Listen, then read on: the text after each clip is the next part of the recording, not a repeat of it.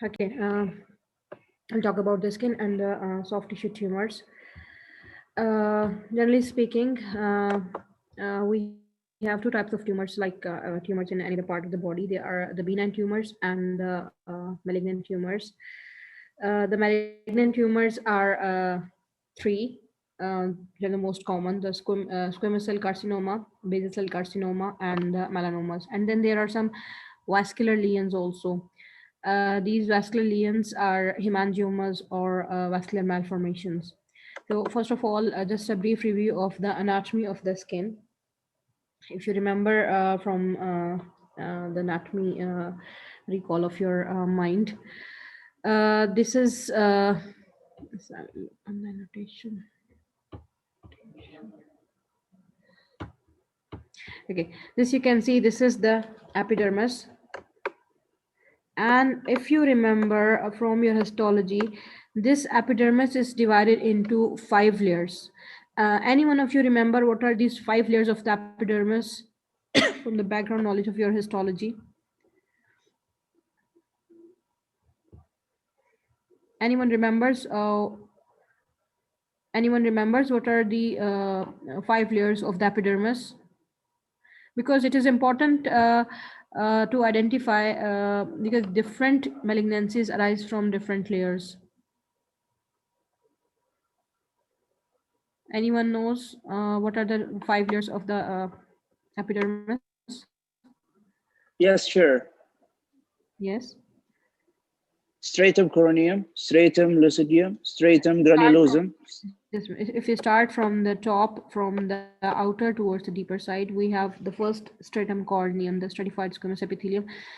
This part, what do you call it? The cornified part is called the stratum corneum. Then, Lucidium. okay. Then granulosum. I do think so. Granulosum. Why granulosum is important? Because This of the granulosum, regeneration. it contains the squamous cells actually. Okay, and usually the squamous cells are in this layer. So we have the development of squamous cell carcinoma from this layer, from the stratum granulosum. Then we have stratum spinosum, and Granulosum, basalis. yes, and in the basalis we have these melanocytes, and we have the basal cells. The basal cells are responsible for the basal cell carcinoma to develop. So this stratum basal is responsible for the development of basal cell carcinoma, and melanocytes are also part of this stratum basal. And these melanocytes, they are the precursors of the melanomas. Okay.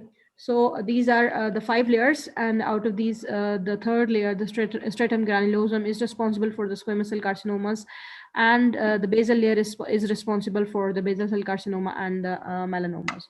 Okay, this is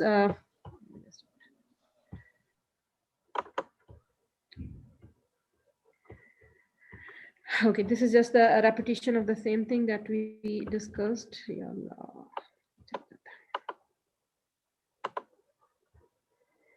What is this? Please move this window away from the share screen. How to remove?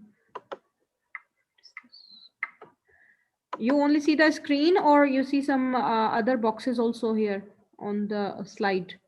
We can see the box that says remove it. What is this But box? it's okay, I think. Okay. Okay, now the anatomy of the epidermis. This is the same picture, and now a bit more detail of the different layers. You can see the stratum corneum, the stratum lucidium, then the granulosum, and after that we have the stratum basalia. This is the stratum granulosum actually, and the compressed cells, they are responsible for the formation of the squamous cell carcinoma later. Okay, then when we talk about the benign tumors, the most common benign tumors are the hematomas, lipomas, sebaceous cyst, and abscesses. These are the most common benign lumps that we can find in the skin or the subcutaneous tissue. Just a minute.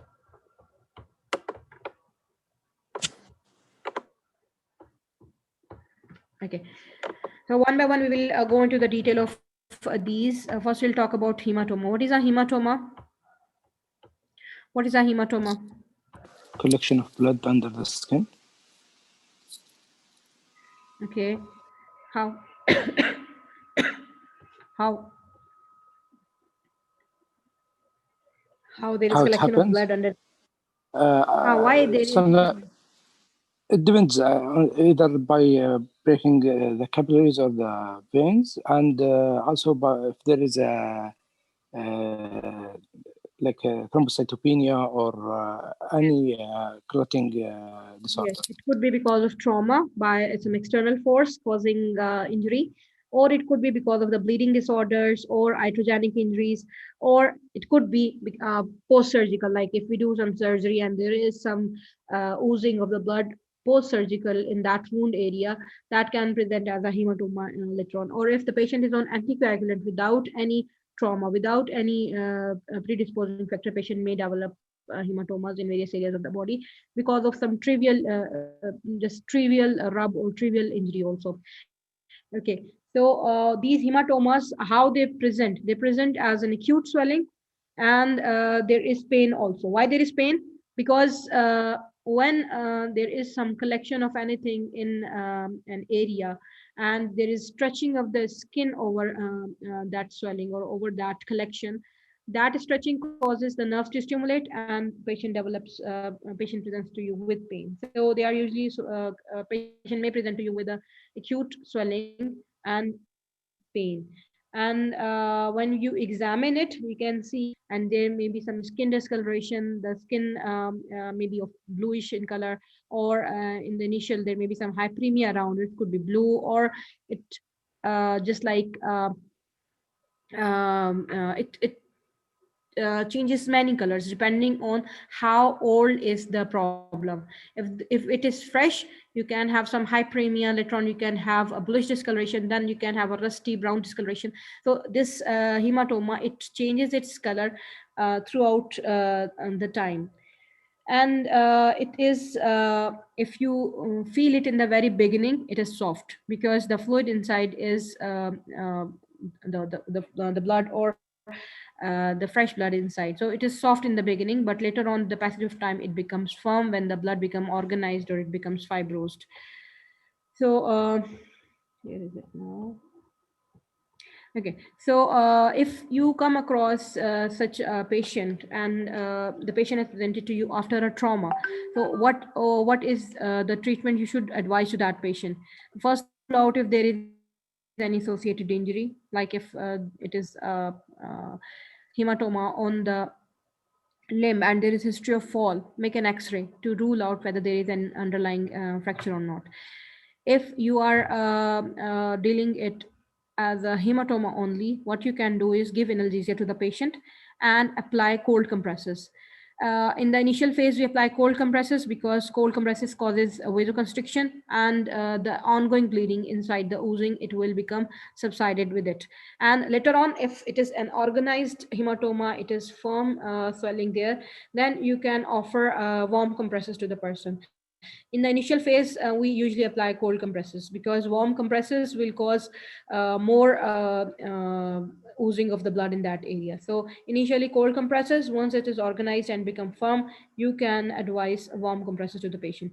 Small hematomas can be managed at home. We don't need them to be put in the hospital. But if it is a post-operative hematoma, like after a plastic surgery procedure or after some major surgery, you have to resolve it, and you have to keep the patient under care. And if needed, we can put a drain in it. We can evacuate the cavity or evacuate that area, and we can put a drain in it.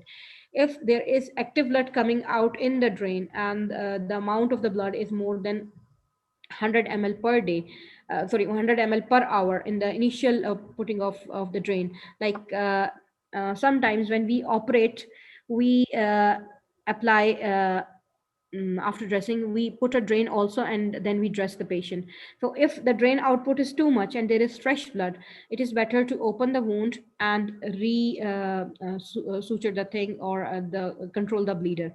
If you have put just a drain in a hematoma, just to drain the hematoma, then you have to keep an eye on it. If there is too much fluid coming out of it, then you need to explore. If the fluid output is not too much per day, then you have to keep it with compressive bandages or dressing, and it will subside within the passage of weeks, inshallah. Okay, this is all about hematomas. And in the patients with bleeding disorders, you have to take care of the bleeding profile of the patient, and if needed, you have to replace the deficits. In patients with anticoagulants, you have to advise the patient to consult the treating physician, because you have to check the risk-benefit ratio. If giving the anticoagulant is beneficial and there are chances of developing severe consequences on stopping it, then you have to continue those anticoagulants, and you have to treat the hematoma locally. If it is not a life-threatening situation, and you can stop the anticoagulants for the period of time, especially in patients who have DVT, or who have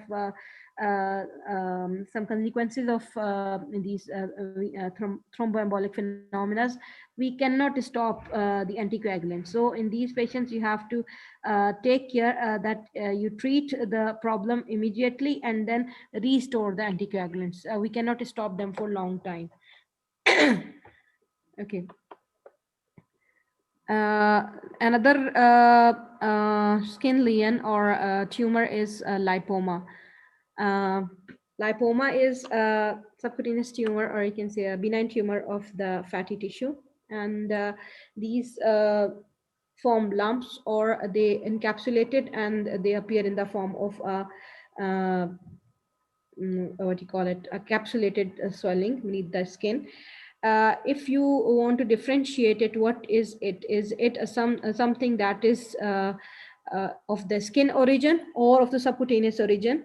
You have to look carefully at the swelling, and examination can differentiate between skin swellings and the subcutaneous swellings. Okay, these are usually these lipomas are usually painless swellings. Very occasionally, if they get secondary trauma, they can become painful. Otherwise, they are painless. And these are chronic swellings. They may be present in the person's body for long, for maybe years. And then there may be some sudden increase in the size, but usually they are present for long. And they can occur in any site, because these are subcutaneous fat tumors. So they can, as a subcutaneous fat is all around the body, all over the body, so they can, there is no specific site for these to develop. There is a condition that is called Derkham's disease, in which patient may present to you with multiple lipomatosis. That is a condition in which there are multiple lipomas in the body. We call it the Derkham's disease. Usually, the patient gives just the history of swelling that may be increasing over the period of time, or maybe more than one in different areas of the body, and it is painless. When you examine it, how you can differentiate it? It is a skin lesion or a lipoma that is arising from deeper tissues. How you can differentiate the two? A skin lesion and a lipoma. Any test in the physical examination, you can differentiate the lipoma from the rest of the skin lesions? Maybe the lipoma isn't in the doctor. Sorry? Not in the. I mean, lipoma not isn't in the. It moves. This is the differentiate between lipoma and. It moves? No, it's movable. It isn't. Your voice. It is move. You are saying movable? I can't hear you. Can you write what you are saying? I can't hear you properly. There is some problem in your voice reaching my ear.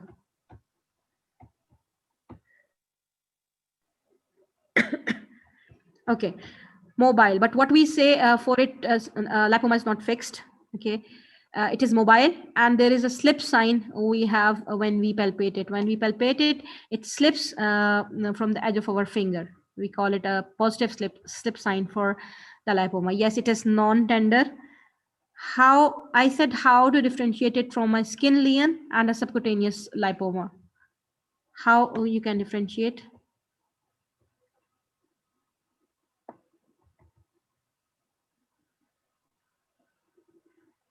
Size is variable. It could be small size or it could be quite big in size. Size is variable. Skin pinch test. Do you remember what is a skin pinch test? We did it in, you did it in level 10, skin pinch test for lumps. When you pinch the skin, you feel or you get that the swelling is not attached to the skin. You cannot do a skin pinch test in the skin lesions like a sebaceous cyst. We cannot do the skin pinch because sebaceous cyst is adherent to the skin. But lipomas, they are deep. When you try to pinch the skin above it, you can do it. So we can do the spin pinch test for the lipomas. Okay, and then there is slip sign. They are non-tender. They are mobile. And what is their consistency? Firm, hard. What is their consistency? Are they soft or firm or hard? They're soft. They're soft. They're soft in consistency. Okay, and as they are encapsulated, they can be firm. It is not just soft only. They are encapsulated lesions, and when they are growing in size, they become firm in consistency also. So they can be soft to firm. We can say to be on the safe side, soft to firm, non-tender swellings. With skin pinch possible, skin can be pinched, and there's a positive slip sign also in these lesions. This is what we can find on examination. And when we are examining, it is very important to see the drainage area. For any lump, whenever you are examining the lump, you have to see the drainage area. Look for the drainage area of that specific location, and to rule out whether there is any lymph node involvement or not. And then how you investigate a lipoma. How you investigate it.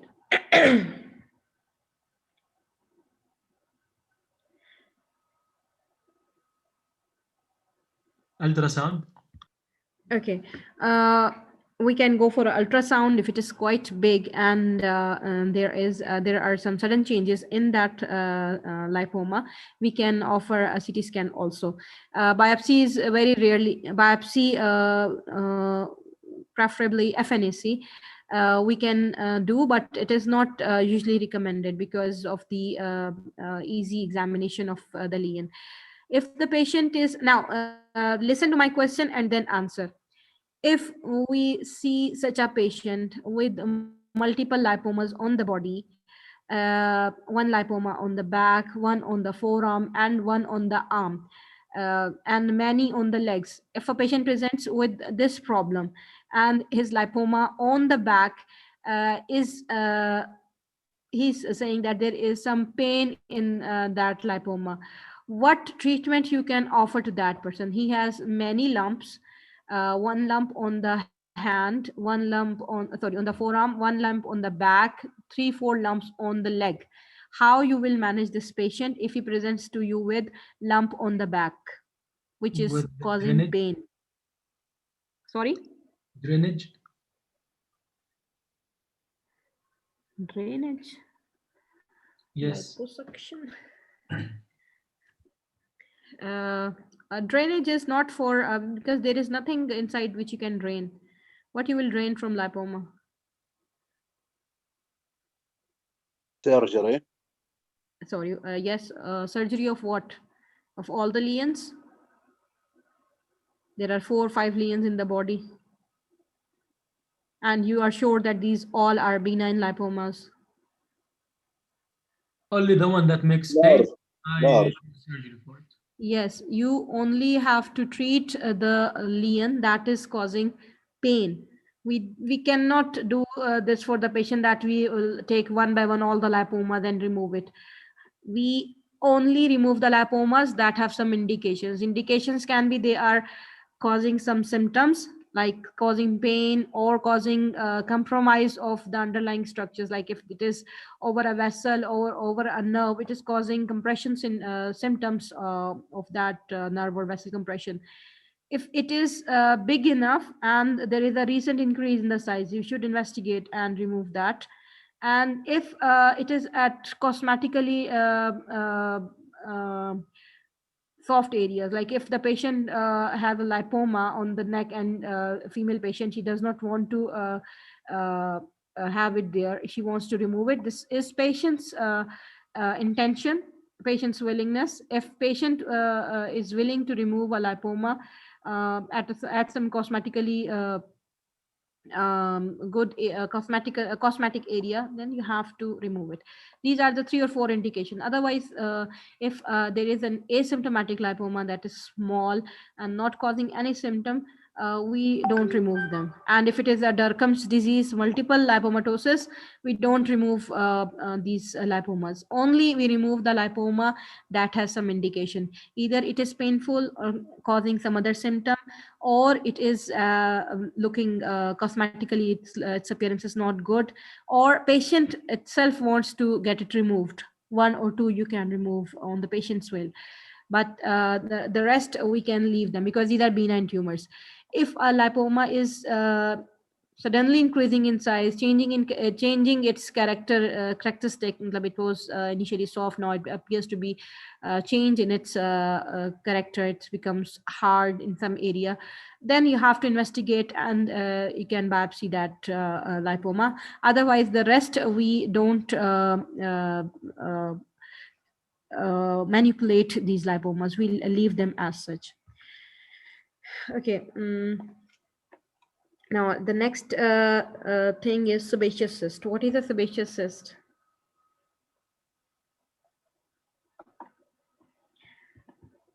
What is a sebaceous cyst? Blockage in the sebaceous gland. Sorry. Okay, it is sebaceous cyst is a tumor that is because of the blocked sebaceous gland duct, and the gland itself becomes big and full of sebum, and appears as a sebaceous cyst in the under the skin or in the skin. How you can identify that this is a sebaceous cyst? Most of the time, about 60-70% cases, it has a punctum. Can you see this orange circle on the picture? In that orange circle, you can see a black spot, a small black spot, a small black dot. This black dot represents the duct of the sebaceous gland, and its blockage causes the sebaceous cyst to develop, and we call it the punctum. So usually most of the time the sebaceous cyst presents with a punctum, the black spot on the surface of the skin. In this picture you can see it in the center of this orange circle. What is the history of the patient? How the patient presents to you if he has sebaceous cyst? Again, there are long history for this cyst. It is present usually for long. Now there are 2 types of presentation. One presentation is a patient presents to you with a chronic problem. He says that there is a cyst that looks a bit unsightly on the face, or in some area that is cosmetically sensitive area.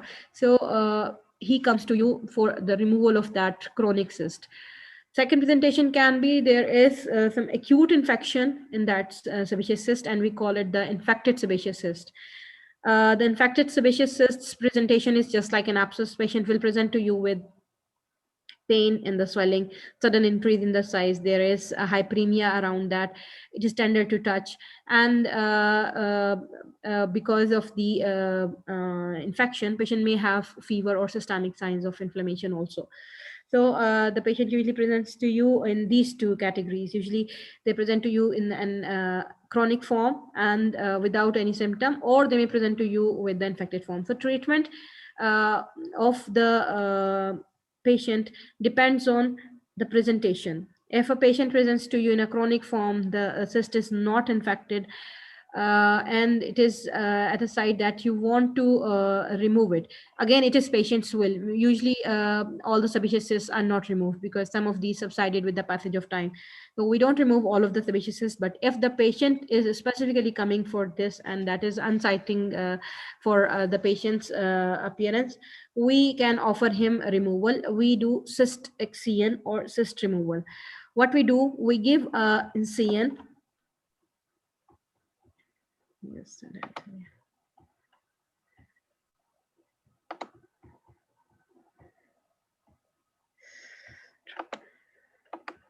we give an incision in the anatomical lines, in the line of anatomical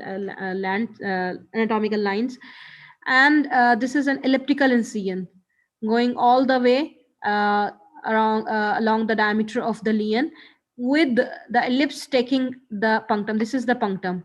This black one is the punctum. So it takes the punctum also, because punctum is the area where the cyst is attached to the skin. So you cannot keep the punctum and take the cyst out. You have to take the punctum along with the cyst if you want to remove it. So what you'll do, you will give an elliptical incision, then you will elevate the skin fold above this the sebaceous cyst. You will make a fold here of the skin, you will make a fold here, and then you take the whole cyst out. You will take the whole cyst out, because if you don't take care, and if a part of the cyst remains there in the beneath the skin, it will develop into another swelling again. So what is needed here, that when you are taking a cyst, you have to take the whole cyst out to be safe from recurrence. Otherwise, it recurs. It recurs again. Okay, if it is infected, then what can we do? Now, in infected, again, there are two options for us. For acute infection, we don't touch it. We give antibiotics to the patient. If patient presents to you with an abscess, you can only do an incision and drainage. We don't remove the cyst. We cannot remove the cyst because it is all inflamed. And if we try, we cannot take all the wall out. So if it is infected, what we can do is we can only do incision and drainage, and you have to give the antibiotic cover to treat the infection. Once the infection is treated, or once the problem is subsided, then in the recovery phase, once it is recovered, then you can look for the cyst, and if needed, you can remove it. If it is subsided after the infection, you don't have to do anything. Sometimes we do it like this, that we give antibiotics and we say the patient to wait till the inflammation subsides. Once after a week the inflammation subsides, then we call the patient again, and then we do a proper cyst excision. If we do the cyst excision during the infection phase, we cannot offer anything other than just an incision and drainage. We give an incision, the pus comes out, we cannot do anything else. So for a proper management, or for a proper treatment, either you have to do it in a chronic phase when the patient is not having symptom, or if it is infected, let the infection subside, let the infection become over, and then you can start, you can do the proper cystic scene. Okay. Then we have abscess. What is an abscess? What is an abscess? Neutrophil or pus formation. Neutrophil or pus formation. Any other good definition of abscess? What is an abscess? Can you define abscess?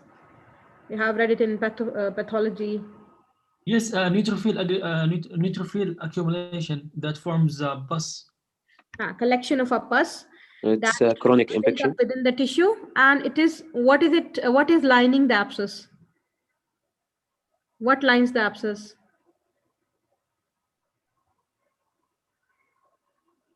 Does it line by a cyst cavity or does it line by a membrane? What lines it? Yeah, cyst cavity. Sorry? Yes, lying by membrane. Membrane. Which membrane? Maybe it depends Bacterial where is the abscess. Hmm? Membrane cyst. It depends where is It's abscess. not an actual cyst. This is not we can say actual wall.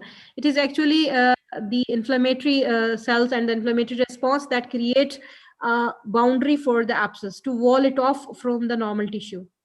And why it is walling it off? Because it wants to uh, contain the infection within that area to stop its spread from that local area to the surrounding or into the circulation.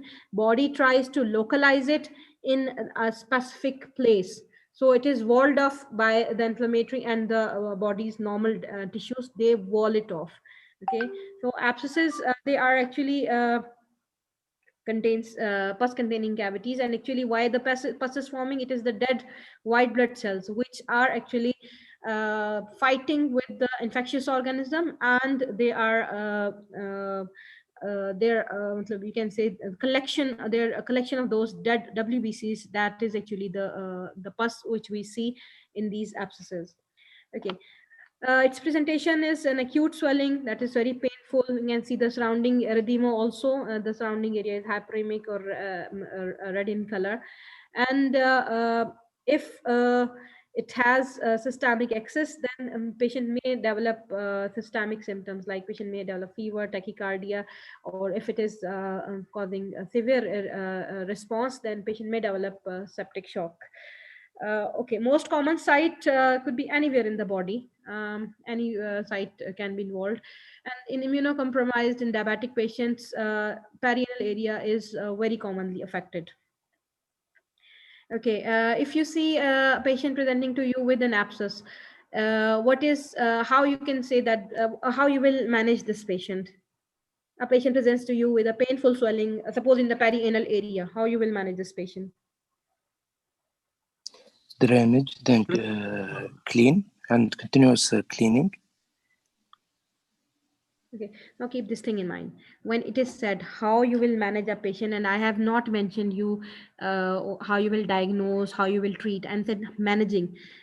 Keep it in mind, you have to take a proper history. The first thing of any management, keep this thing in mind, because this is a recurring mistake of the students. You have to first take a proper history, rule out what is the cause underneath, what is the reason for that to develop, take a proper history, do the examination, and then start your management, start your treatment for that patient. Okay, don't directly go for the, I'll give the antibiotics and all the thing, because you don't know the basic why it has developed. You have to first look for the what you call the persimmons, or you call the background of it, how it developed, how the patient developed this swelling, and then jump on to the treatment. Okay, so how you will manage an abscess? You will take a proper history. If it is a perineal abscess, take a history of the patient, how it developed. Ask about the comorbidities of the patient. If the patient is diabetic, check for the diabetic status, and ask about the previous episodes of the same problem also. If the patient is diabetic, maybe he's having the same problems many times before, and do the examination then. And now in the patient examination, your determination of decision comes. When you are examining an abscess, you look for the signs of inspection of inflammation on inspection, then you palpate. If it is firm, you cannot do IND in other areas, but here in the perianal area, even if it is firm, you have to open it, because if you don't open it in the first instance, patient may develop squiorectal abscesses. It may progress and patient may develop squiorectal abscess. So in perianal, our strategy is, once identified, do incision and drainage. But But in all other abscesses, if it is firm, give antibiotics and wait for the abscess to become fluctuant. Because if it is firm, it means that still it is the hyperemia and the inflammatory reaction. There is no actual pus collection down there. Usually when we see an abscess cavity, it has multicolors. It is red, and with the passage of time, when the pus starts collecting inside, it becomes whitish or yellowish, more yellowish in color. And when we feel it, it is fluctuant. Now this yellowish or whitish discoloration tells us that now this abscess is ready to undergo an incision and drainage. We do incision in that area and we drain the pus out. If you keep on giving only the antibiotics and you don't drain it, you don't drain the pus, it will take more time. Draining the pus with antibiotics gives you better outcome. For perineal abscess, even if it is just hyperemic, you have a swelling there that is firm, but it is hyperemic. There is no fluctuation in that area.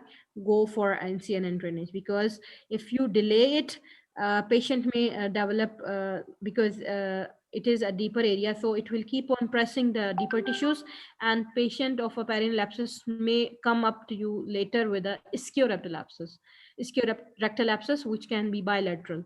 Okay, so to prevent the complication of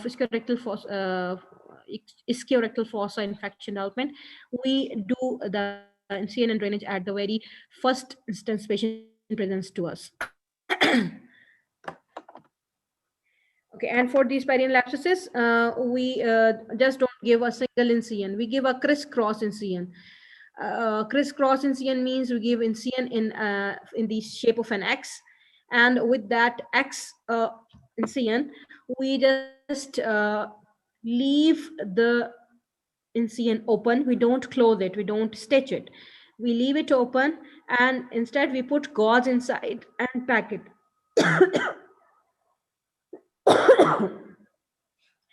And in the meanwhile, while you are doing these dressings and incision and drainages and packings, you have to keep the patients under the care of the antibiotics. The antibiotics we can start empirically, or we can take this pus we collected from the incision and drainage, and we can start the proper antibiotics after the result of the culture. So this is how we treat in the abscesses. These are the most common skin lesions that we encounter in surgical clinic, or you can say plastic surgical clinic. Okay, now we go on to the benign tumors, the skin tumors. They are, I told you, they are the most common are the squamous cell carcinoma, basal cell carcinoma, or the melanoma. Out of these, the basal cell carcinoma is the one with the which rarely metastasize and has the best prognosis. The squamous cell carcinoma and melanoma, they are more lethal.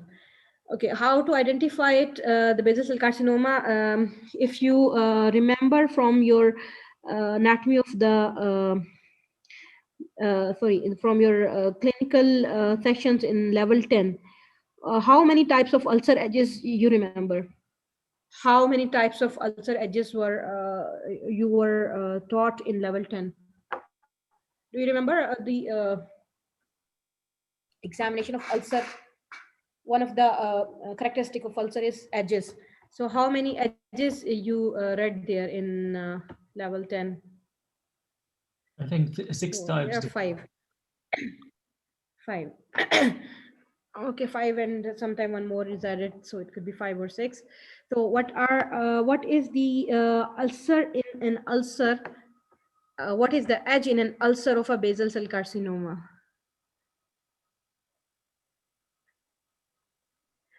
Ulcers of the skin, not of the GI. What is the edge of an ulcer of basal cell carcinoma?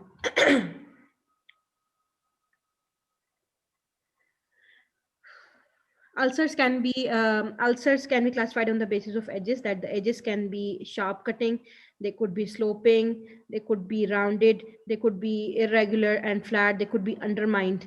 And if you remember, sloping edges are the edges of the healing wounds.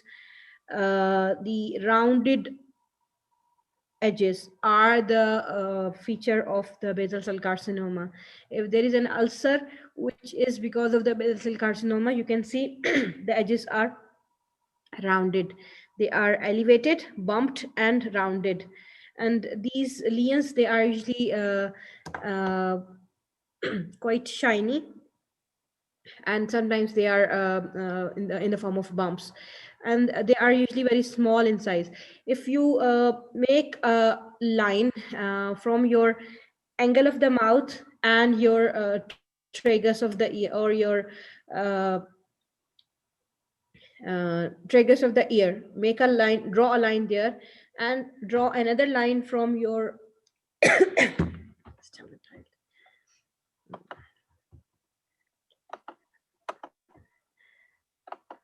if this is your eye and this is the angle of the mouth, and this is the trigger, this is the ear. Okay, if we take one line, we draw one line here and one line here, this area on both sides, this area between these lines is the area which is the most likely area for this basal cell carcinoma to develop. They usually develop in this area.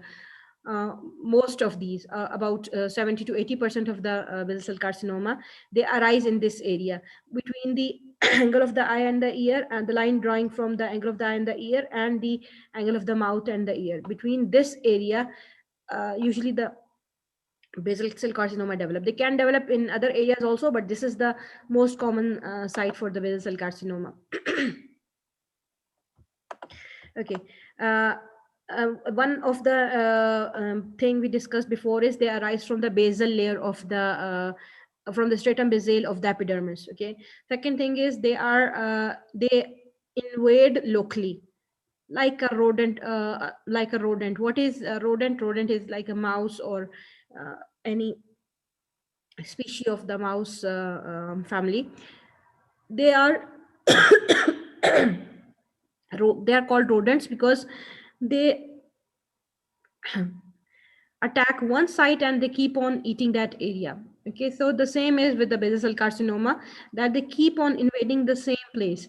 They don't metastasize, they don't go to the lymph nodes, they rarely has some hematological extension. They remain in the basalic layer, and then they start invading the surrounding tissues there. So as they are locally, so they are more easily treated because they don't have any extension to the lymph nodes or to the blood and other areas. So basal cell carcinoma, because of this nature, it is also called a rodent ulcer. We call it a rodent ulcer because it invades from its invades deep down and goes into deeper tissues. The second, the squamous cell carcinoma, it is arising from the stratum granulosum. Okay, one more thing, I forgot. Basal cell carcinoma and the squamous cell carcinoma, they both are associated with sun exposure. Basal is more, but squamous is also associated with sun exposure as compared to the melanomas. In melanomas, sun exposure is not very common feature. If you ask the history from the patient, they are belonging to the occupation in which they have too much exposure to the sun. Okay. In squamous cell carcinoma, we said they arise from the stratum granulosum. And if we talk about the edge of the lesion, sorry, apparently they looks bad. They looks ugly, and they are not good to visualize. When you see them, they appears ugly, and they have scales over their surfaces. And if we talk about the edges, their edges are everted. Their edges are out the boundary. They are outside. If this is the ulcer, the edges are everted. They are going out like this. In basal cell carcinoma, the edges are rounded like this. You have an ulcer with round pearly edges, waxy edges, which are not unsighted, which are not very bad to see or not ugly to see. But these ulcers, they have very bad edges that are going beyond the boundary of the ulcer even.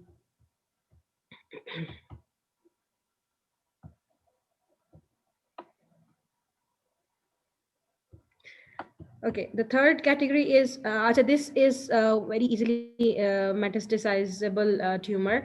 It metastasizes very early, and if you detect it early, better to treat it. Once it is metastasized, then it is not easy to control. Then the third or the most malignant tumor is the melanoma. It usually arises in an existing mole, a mole that was present for long, but now it starts changing color or bleeding, or it has some other symptoms. It has changed its shape or its size or its color. Then you have to be aware that it might be a melanoma now. It is the most serious form, and it should be diagnosed earlier, because the more early you diagnose it, the more well will be the prognosis. If it is going more deeper, then your prognosis will be poor as compared to the basal or the squamous cell carcinoma. So the first, now if you compare the basal and the squamous cell carcinoma, usually, squamous cell carcinoma develops in some pre-existing lumps or pre-existing skin lesion, which is a pre-cancerous condition. Initially, there is a lump, there is some lesion there, and now patient develop an ulcer or a swelling that is on biopsy comes out to be a squamous cell carcinoma. BCC or the basal cell carcinoma does not have any pre-cancerous precursor; it directly grows independently. Okay, BCC is associated with sun exposure, which is intermittent. Patient is having activity in sun as well as some time he's not exposed. So it is intermittent sun exposure that leads to basal cell carcinoma. While in squamous cell carcinoma, patient is exposed for that specific period. Patient is prolonged exposed to the sun. There is a difference between their exposure, but keep it in mind that both are related to the sun exposure, so squamous as well as the basal. Basal does not metastasize. It can be invasive. It is invasive, but it is not metastasized. It does not go to the lymph nodes. But squamous cell carcinoma, it metastasizes to the lymph nodes as well as to the internal organs, and it causes death more earlier as compared to the BCC. SCC or squamous cell carcinoma is associated with human papilloma virus also, but BCC has no connection with it. And again, we said that in previous scars on chronic ulcers, again, because these are the precancerous conditions, patient may develop SCC, and BCC has no association with it. So if it can be like you come across a patient who present to you with a burn scar who developed burn about 15 years ago. Now he says that on the edge of that scar there is some lesion, and it is getting bigger day by day, or there is some changes in it which are not looking healthy. So keep it in mind, it could be a squamous cell carcinoma arising in that chronic scar or in that chronic ulcer of that patient. So SCC has precancerous precursors, like it could occur in the previous scars, ulcers, previous skin conditions that could be precancerous.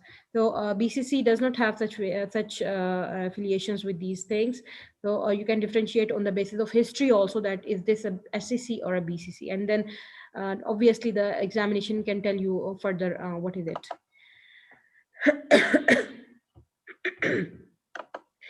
Okay, this is the presentation of squamous cell carcinoma and the basal cell carcinoma. You can see the edges of this lesion.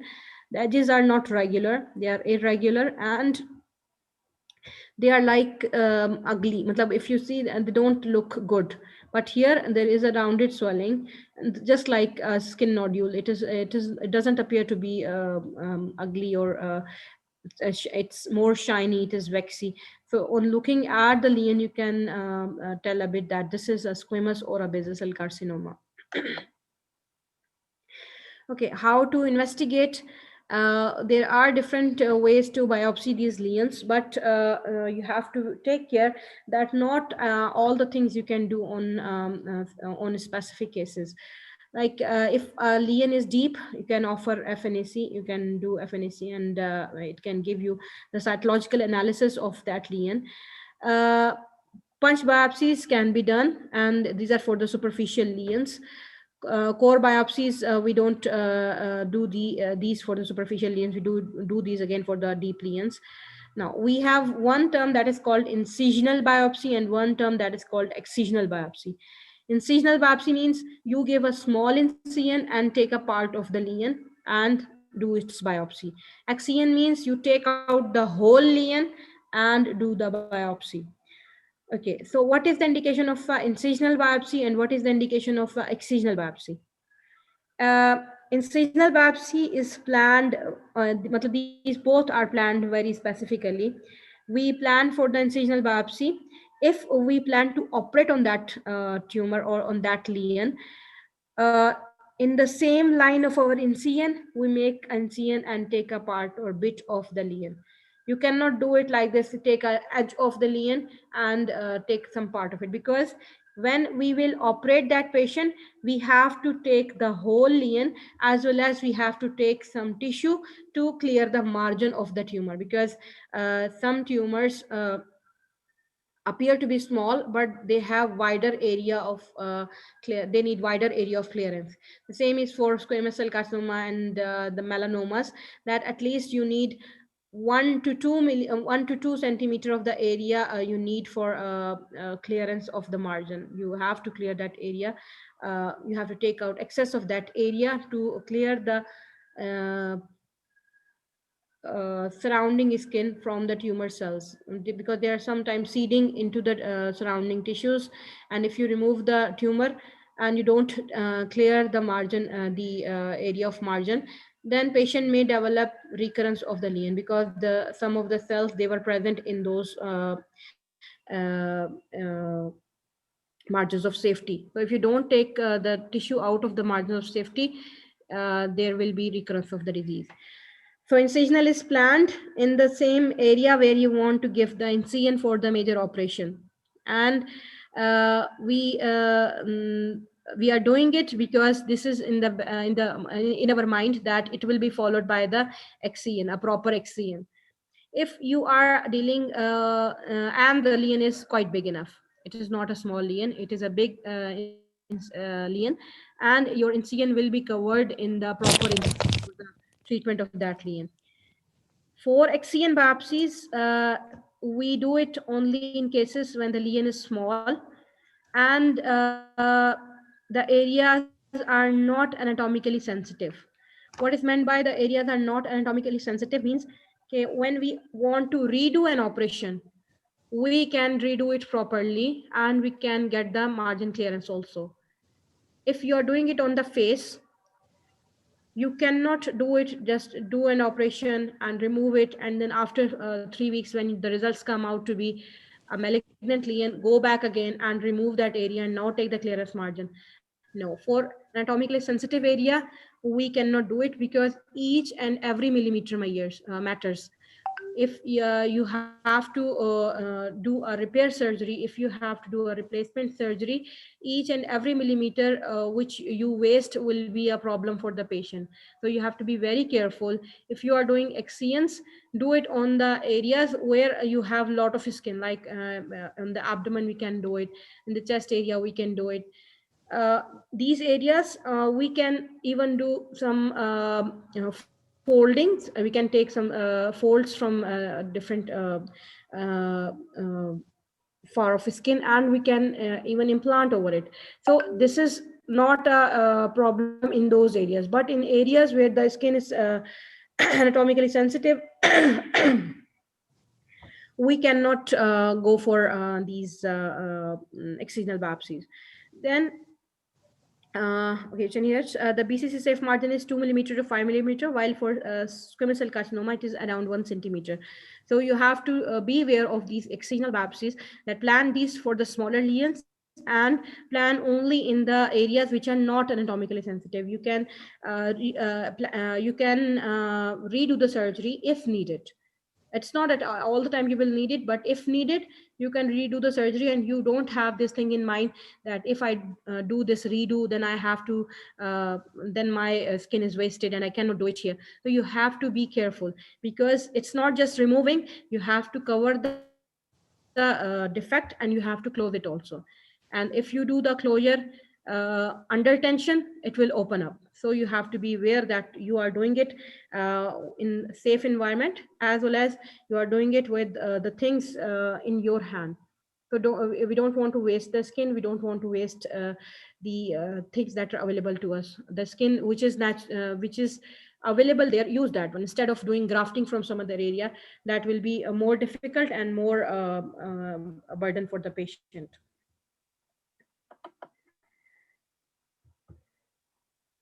Okay, for BCC and squamous cell carcinoma, we once it is diagnosed and you take the you did the FNAC or you took the biopsy, proper treatment is we do surgical excision with the clearance margins. We have to clear the margins, just like we said that for BCC it is 2 to 5 millimeter, but for SCC it is up to 1 centimeter.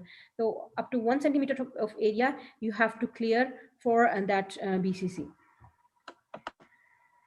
Okay, the third type of cancer is melanoma. Melanoma is slightly different from the BCC and SCC, and its depth is also very important in the prognosis and talking about the prognosis of the tumor.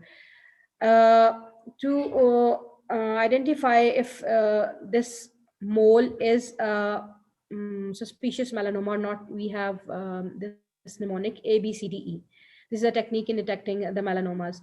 If a patient presents to you with a mole which was initially symmetrical, but now it has become asymmetrical, its borders become uneven, it is of multicolored, some area is dark and some area is light, it is more than 1/4 of an inch. 1/4 is around 2.5 millimeter. Sorry, 1/4 is uh, roughly we say it about 6 millimeter. So if it is more than 6 millimeter, or if it is changing in size or shape or in color, if it is evolving, changing in its size, shape, or color, these are the features that make you think about this melanoma to be malignant. If you are if you are looking for these signs in a patient presenting to you with a changing lump or changing mole, you have to see for these signs: any change in the symmetry, any change in the color, size becoming more than 6 millimeter, changing in the size, shape, or the color. And you have to investigate the patient and do biopsy for that lesion also. We do histologically we classify it by the Clark's or the Breslow classification. This the one showing is the Clark's classification. What is Clark's classification? This is the cut section of the skin, you can see here, and this is the epidermis, this is the dermis, the superficial dermis or the papillary dermis, and this is the deep dermis or the reticular dermis, and then we have the subcutaneous tissue. Now, the Clark's level 1 are the lesions that are intraepidermal. The Clark's level 2 are the lesions that are intraepidermal, but they breach the interface of the papillary and of the epidermis and the papillary dermis. Clark level 3, they are the tumor that fills the papillary dermis, and they are in the form of thick nodules or plaques now. Clark 4 are the lesions that invade into the reticular dermis, and Clark 5 are the tumors that invades into the subcutaneous tissue. Now, this staging system describes the level of anatomical invasion of the melanoma in the skin. So if a patient's biopsy shows you that this is Clark's level 1 or 2, then means the lesion is still confined to the skin. If it is level 3, think about that it is progressing beyond the skin, and now it may have some element of lymph nodes involvement also. And in stage 4 and 5, there is definite hematological spread. So Clark's level 1 and 2 are they usually have a very good prognosis and they are easy to manage. But After 3 onward, the lesion is difficult to control.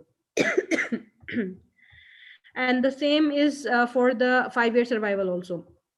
So this classification is depending on the invasion. The same way we use the Breslow classification, and Breslow talks about the in-depth invasion in millimeters. So if we call, what is Breslow 1? Breslow stage 1 is if the thickness of the lesion is less than 1 millimeter. If it is in situ, if it is not in millimeters, even just inside a tumor within the, it's not visible tumors and not invading yet, survival is good, up to 90 to 100%. But if it is more than, it is up to 1 millimeter or less than that, survival is 80 to 90%. Stage 2, when the thickness is reaching up to 1 to 2 millimeter, the 5-year survival rate further decreases to 70 to 80%. Up to 4 millimeter, it is reaching to 60 to 70%, and more than 4 is having a 5-year survival rate of 50%. Again, in stage 3 and 4, with the low survival rates, these are the lesions which have metastatic spread and lymphatic spread also. So now that the tumor at this level, at the stage 3 and 4, the patient usually presents to you with hematogenous and lymphatic spread. So just think about it, a lesion that is just 1 millimeter and it has, that's just 2 millimeter and it has a bad prognosis. So it is very important that you identify the changes that patient presents to you with and manage it in time, because they spread very rapidly and the prognosis is very bad for these melanomas. Okay, now just 1 or 2 slides for the vascular lesions. Vascular lesions are of two types, hemangiomas and vascular malformations. Better to see it from the second one. Okay, if we differentiate hemangioma from the vascular malformation is from the history. Patient or the kid's mother presents to you with complaint of swelling or birthmark that is present since birth. It is usually a vascular malformation. If he says that it was not present at birth and it was developed after that within the months followed by, it is usually an hemangioma. But some types of hemangiomas, the congenital hemangiomas, they are also present from the birth. Then hemangiomas, they grow rapidly. The child is if we compare the vascular malformation and hemangiomas, hemangioma, they grow rapidly, and in 1 year of infant, within months, it develops huge sizes, big sizes. But in vascular malformation, it is growing proportional to the body growth. As the body is growing, the vascular malformation is growing with it. The hemangiomas, they have a limit of their growth, and they grow well for 3 years of age. After that, they start regressing in size, involuting in size. While in vascular malformations, they keep on growing proportional to the body growth, and they continue even after 3 years. And you have to, but this is you have to inform the patient's parents that it will keep on growing. It will not involute itself. And histologically, if we see, hemangioma is a tumor of the is actually a tumor of the these blood cells. So it shows cellular hyperplasia. It is tumors of cells, so it shows a cellular hyperplasia. While vascular malformation, there is no hyperplasia. This is actually the malformation of the vessels, of the capillaries or the vessels in a specific area that causes discoloration or changes in the appearance of that infant. So to differentiate between the two lesions, if a lesion is present from the birth and it is getting increased with the as the baby is growing, and when you do the biopsy or you do the histology of that lesion, there is no hyperplasia. There's just single layer of endothelial cells. It is a vascular malformation. But if the baby presents to you with a swelling, or a malformation or a birthmark that appeared after 2 to 3 months of age, and it was growing very rapidly, and when you do the biopsy, it shows you cellular hyperplasia. It is usually a hemangioma. And we don't need to treat hemangiomas. What we have to do is only for the vascular malformation if needed. Okay, this is, you can see this is a patient with hemangioma. And these are tumor, the outgrowths, these are the, you can see there are some raised lesions here, but this is just a vascular malformation. There is no raised lesion here. This is due to hyperplasia, and there is no hyperplastic activity here. Okay, this is all for skin and subcutaneous tissue lesion. I want to take a break. Okay, دكتورة. Okay, for 10 minutes, I will be that lecture will be short, inshallah. Okay, don't worry about it. Doctor, this is last lecture, or we have another lecture? There is one more lecture, pediatric plastic, just about the plastic surgery. And I will try to finish it in 15-20 minutes, inshallah. دكتورة بعد إذنك, if you don't mind, we want the lectures if it's possible to have them. I have uploaded them on Moodle, but they are not starting the Moodle. I will send you on the WhatsApp. Okay. Yes, Okay, send it in beautiful. a group, Doctor. Okay, I will. Thank you. Welcome.